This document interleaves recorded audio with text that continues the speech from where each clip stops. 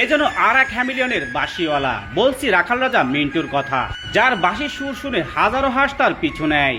তার বাঁশির সুরে বিমোহিত হাঁসগুলো তার পিছু পিছু এক বিল থেকে আর এক বিল চলে যায়। চলুন দর্শক দেখে আসি রাখাল রাজা মিন্টুর সেই অবিশ্বাস্য ঘটনা।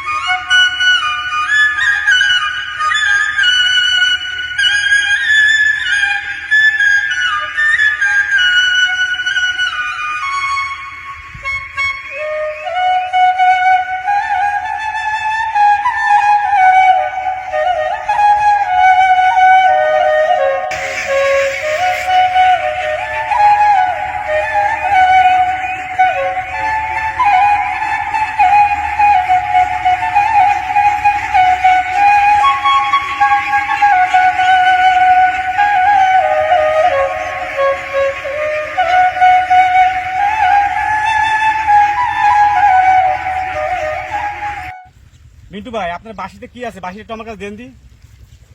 এই বাঁশিতে কি জাদু আছে নাকি ভাই? জাদু ছিল ভাই, কিন্তু এখন নাই। জাদুর বাক্স হারাইছে, লিখেছে আমার ফেলাই কি। এই বাঁশিতে ফু দিলে এই হাঁসগুলো দেখলাম পাগলের মতো আপনার পিস পিস আসতেছে। হাঁসগুলো পাগল আছে আল্লাহ রহমতে, ওরাই আমার মনের কষ্ট, ওরাই বুঝতে পেরি এখন। আর শুধু হাঁস পাগল হবে না, বাংলাদেশে যদি কোনো নারী যদি আমার বাঁশির সুর শোনে, সেও আশা রাখি সেও আমার জন্য পাগল হবে।